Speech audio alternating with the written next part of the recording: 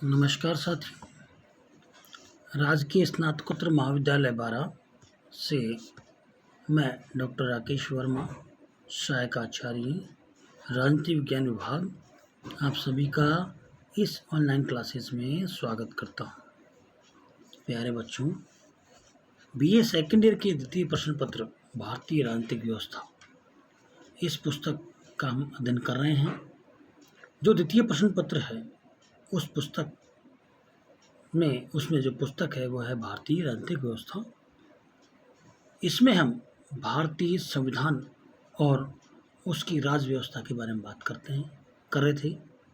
अब हम जो करंट इवेंट्स होते हैं उन करंट इवेंट्स में जो वर्तमान में चले आ रहे तथ्य हैं उनको भी राजनीतिक से कैसे प्रभावित होते हैं, इसके बारे में चर्चाओं को आगे बढ़ाते हुए आज की कक्षा में हम जाति की जो समस्या है उसके बारे में बात करेंगे। जाति की समस्या में जो राज्य राजनीति है उसमें माइकल ब्रेचर हैं, उन्होंने अपनी पुस्तक में जाति की समस्या के बारे में बात की। माइकल ब्रेचर के अनुसार अखिल भारतीय राजनीति की अपेक्षा राज्य स्तर की राजनीति पर जातिवाद का प्रभाव अधिक है।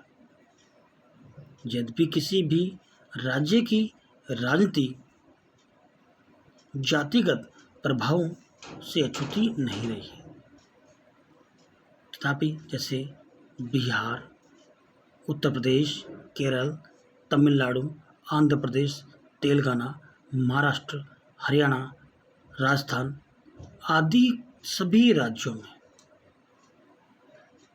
जातिगत आधार बना रहा। माइकल ब्रेचर ये कहते हैं कि जाति का प्रभुत्व सेंट्रल स्तर पर नहीं है, उच्च स्तर पर नहीं, निम्न स्तर पर जाति का, छोटे स्तर पर जाति का स्तर है। माइकल ब्रेचर ये मानने लग गए हैं कि भारत में जो जातियां हैं वो छोटे स्तर पे है, जातिगत भेदभाव छोटे स्तर पे है, स्थानीय स्तर पर है। जातिगत आधार पर जो हिंसाएं भड़की जाती है वो छोटे स्तर पर भड़की जाती है।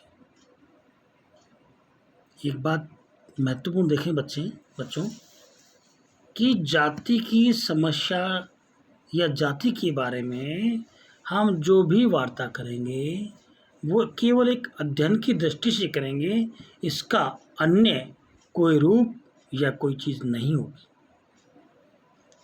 हम जाति का अध्ययन केवल अध्ययन के लिए कर रहे हैं। जाति एक समस्या है, इस समस्या का समाधान हम पढ़े लिखे लोग ही कर सकते हैं और वो तभी संभव है जब जातियां समाप्त हो।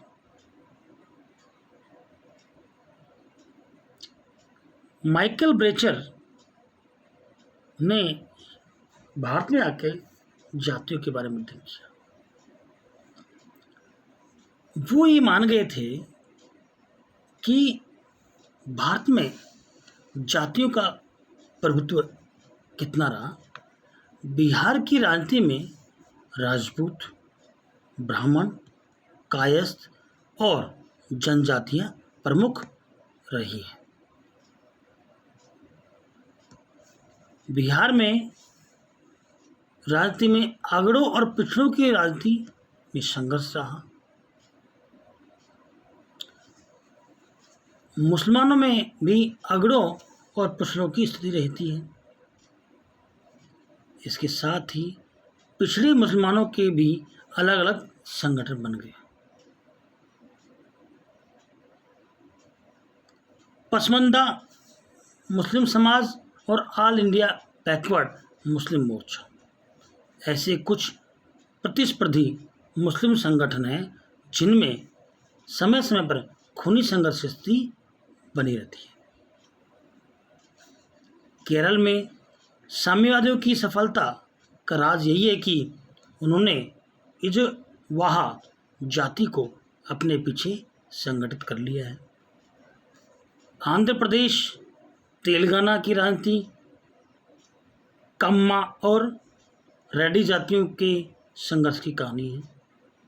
महाराष्ट्र की राजनीति में मराठा, ब्राह्मणों और महरों के मेल में प्रतिस्पर्धा रही। गुजरात की राजनीति में दो ही जातीय प्रभावी, पाटीदार और क्षत्रिय। केरल की राजनीति अपने 3 समुदायों के इर्द गिर्द घूमती रही, हिंदू, ईसाई और मुसलमान। केरल की राजनीति में अंतिम 2 प्रमुख राजनीतिक शक्तियां के रूप में सक्रिय हैं। कहने को तो वहाँ भी सभी प्रकार के राजनीतिक दल हैं, किंतु उन्हें ध्यानपूर्वक देखा जाए तो पता चलेगा कि वे सब जातीय संगठन हैं।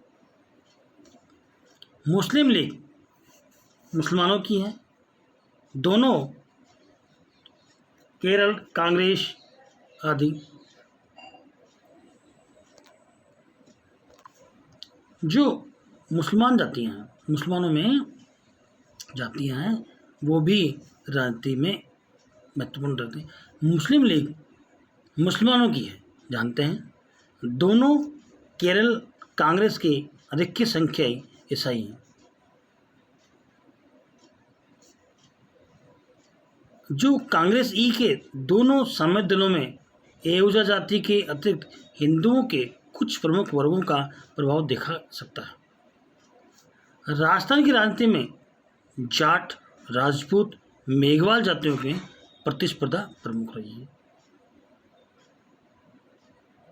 संक्षेप में राज्यों की राजनीति में जाति का प्रभाव इतना हो गया है कि टिंकर जैसे महान विद्वानों ने कहा है कि भारत में बहुत बड़े भाग में आगे आने वाले अनेक वर्षों तक राज्यों की राजनीति जातियों की राजनीति बनी रहेगी।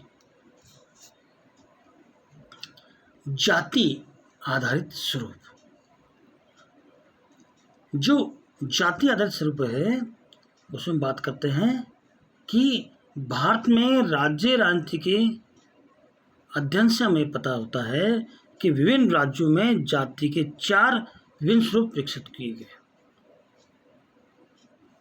विभिन्न राज्यों में जाति के 4 विकसित रूप किए गए हैं। पहला है जाति का पहला स्वरूप जो है वो दक्षिण भारत और विशेषकर तमिलनाडु। पहला स्वरूप हम देखते हैं, 4 देखते हैं, 4 दिशाओं में चलते हैं भारत के। तो जाति का स्वरूप हम 4 दिशाओं में कैसे देखेंगे? पहला स्वरूप देखने के लिए चलते हैं वो दक्षिण भारत में। दक्षिण भारत में तमिलनाडु है। तमिलनाडु में यहाँ ब्राह्मणों और अनेक दलित जातियों के बीच में गंभीर संघर्ष रहता है। वहाँ किसके बीच में रहता है? दक्षिण भारत में ब्राह्मणों और दलित जातियों के बीच में।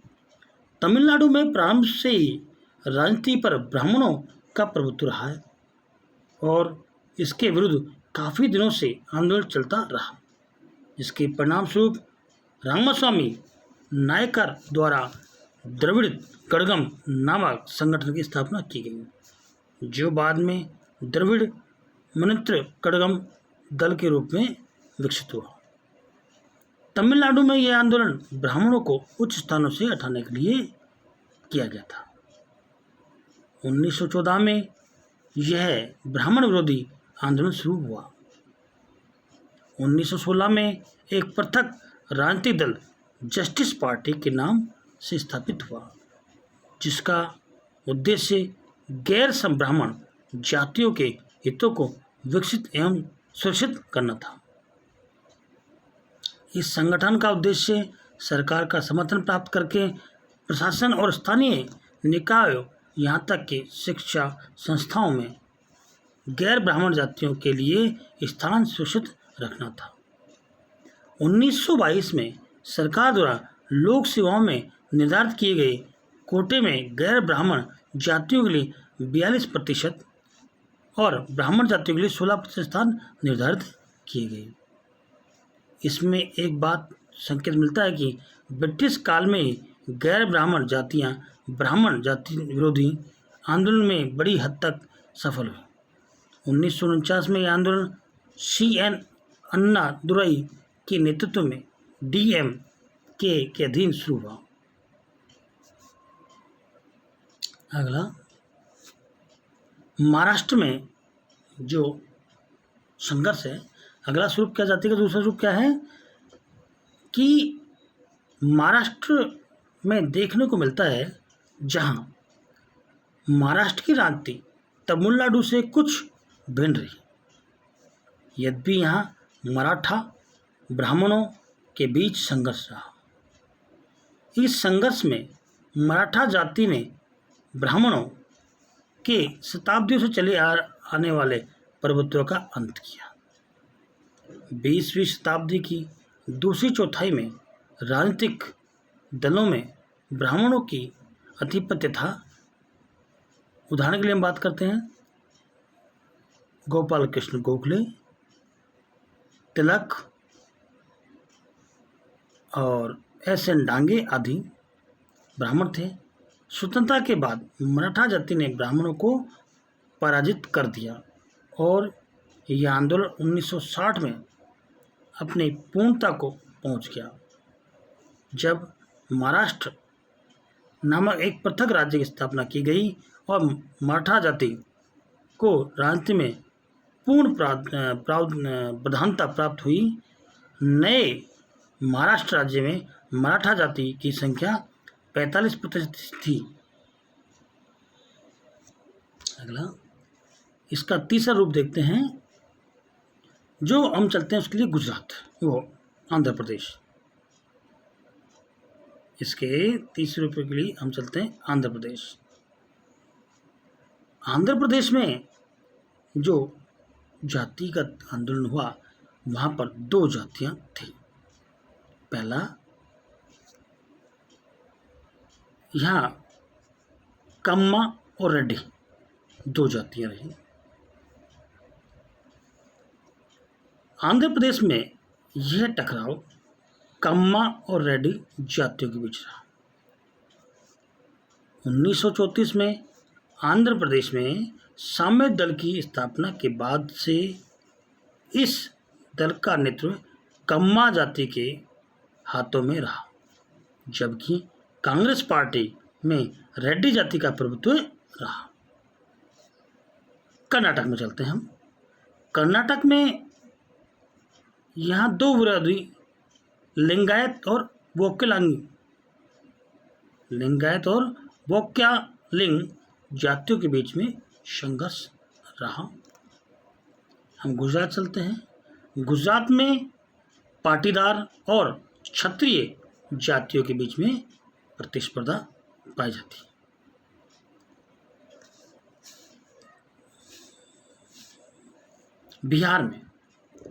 बिहार में 2 जातियां, अगड़ी जाति और पिछड़ी जाति के बीच में संघर्ष बना रहता है। 1972 तक यहाँ उच्च जातियां ब्राह्मण, क्षत्रिय, वैश्य और कायस्थ सामाजिक राजनीतिक शक्ति की धारक बनी रही तथा उनके बीच की सामाजिक और राजनीतिक प्रतियोगिता रही। लेकिन इसके बाद पिछड़ी जातियों में राजनीतिक चेतना आई। 1977 और 1978 में जब जनता पार्टी के कर्पूरी ठाकुर मंत्रिमंडल ने पिछड़ी जातियों को संरक्षण प्रदान किया, तब इससे उत्पन्न विवाद ने जाति आधार पर 2 वर्ग खड़े कर दिए, अगड़ी जातियाँ और पिछड़ी जातियाँ। समय समय पर इन दोनों के बीच वैमनस्य स्थिति खड़ी हो गई। बिहार की राजनीति में पुनः 1979 से पिछड़ी जातियों के राजनीतिक प्रभुत्व की स्थिति देखी गई। बिहार में समस्त राजनीतिक खेल जातीय आधार पर ही खेला जाता रहा है और जाति की भावना ने अधिक गंभीर रूप लेकर जातिवादी खूनी संघर्ष को जन्म दे दिया है। यह बहुत ही चिंताजनक स्थिति है। अब हम चलते हैं अंत में राजस्थान और मध्य प्रदेश। राजस्थान और मध्य प्रदेश के बीच में राजनीति पर उच्च जातियां और मध्यम जातियां का एकाधिकार रहा है, लेकिन पिछले 15 वर्ष में देखें यहाँ विभिन्न जातियों ने भी अपना प्रवेश प्रारंभ कर लिया है। पहले जाट, ब्राह्मण और राजपूत जातियों का अधिक प्रभुत्व हुआ करता था, परंतु वर्तमान राजनीति में सभी जातियों का प्रतिनिधित्व राजस्थान और मध्य प्रदेश में ऐसा होने लगा। यहाँ पर राजस्थान बहुत बड़ा प्रदेश है, जातिगत संघर्ष की भावना कम हो जाती है, सभी अमन और शांति कायम रखते हैं। सभी का इस ऑनलाइन क्लासेस में धन्यवाद। Thanks of all. अगली कक्षा में आपसे पुनः मिलते हैं। थैंक्स।